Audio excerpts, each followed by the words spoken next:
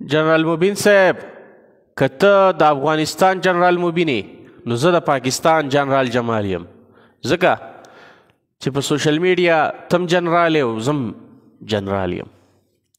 بهرحال هغه جدا خبره ده خو وروره چې کم بیان دې کړی دی که نه د دارالعلوم حقانیې باره کې او خاص کر د تمام علماو باره کې نو وروره زه تا ته ډاډ در کوم چې ډیره مهرباني مونږه ستا خلاف بیانونه هم کړي دي خو چې کومه خبره هغه کې کومه خبره سچه کې وروره د هغې مونږه بلکل ستا منو او خبره دی اورم او دا خبرې دی تایید هم کوو. نو ډیر یو بهترینه خبره کړې ده او سیکولر او چې کوم د نیشنلیسټو او چې کوم د یهودو د هندوانو او د غیر دینه د دې خلکو بوټ پالش کوونکي خلک دي نو هغې ته ډېر ښه پیغام ورکړی دی. پیغام د سره واورئ او تمامو ملګرو سره شیر کړئ. د منظور پښتون د ګوند کس د همدغه پاکستاني اشتبلیشمنټ لخوا ویشتل کیږي. سیکولران نیشنلیستان ټول ورته شهید وایي خو په همغه ګولۍ باندې که د یو مدرسې استاز یو مدرسې محتمم د منبر په سر د همغه فوز په خلاف د بغاوت او د جهاد اعلان کوي هغه ته ولې شهید نه ویل کیږي؟ زه وایم که شهید نه ورته ویل کیږي دواړو ته دې ونه ویل شي.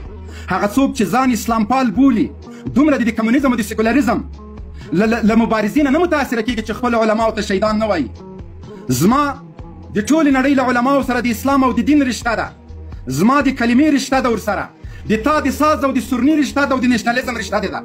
که د کوزې پښتونخوا پښتون ته حمایت کوي د نیشنالیزم په خاطر یې کوي اما زه د همغه پښتونخوا د نیشنالیست حمایت هم کوم.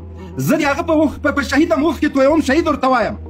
اما ته هغه څوک چې د پښتونولۍ د افغانیت او د اسلامیت رشته ورسره زه پالم د دین رشته ورسره پالم په هغه کې بیا سیکولرستان رامخکې شي وایي وژونکی شهید ده که قاتل شهید ده. دغه معیار به تا ته همدغه علما معلوموي چې کوم یو قاتل شهید ده که مقتول شهید ده. دا معیار زه سندرغاړي او سیکولریزم ته په اختیار کې نه ورکوم. د اسلام ټول معیارونه د شهادت او د جهاد ټول معیارونه همدغه علما او مدرسې ټاکي. که چېرته زه د تا د شهید په معیار پسې لاړ شم د تا دوستم 3.5 امریکانو ته شهیدان وویلې د تا هماغه معیار ده. د سیکولریزم معیار دغه ده چې روسي او امریکایي اشغالګرو ته شهیدان ویلې. ته هغه څوک شهید بولې چې مدرسې او جماعتونه یې بمبارول قرآن کریمونه یې د حافظانو په وینو سره کړه هغه قاتلانو ته شهیدان وایه. زما او ستا معیار معلوم ده. نن علنا زه وایم چې حضرت مولانا سمیع الحق د جمعې په ورځ له منبر نه راکوز شو د جهاد اعلان یې وکړه په شهادت باندې ورسېده.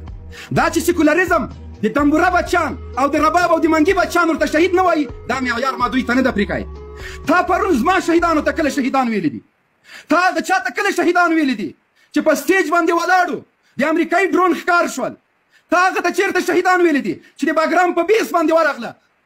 تا هغه ته شهیدان چېرته ویلي چې د شیعي مرکزونه یې دړې وړې کړل؟ د شهید معیار موږ تا ته نه درکوو. ټولو علماو په اتفاق سره دې ته شهید ویلی ده حمید الحق شهید ده.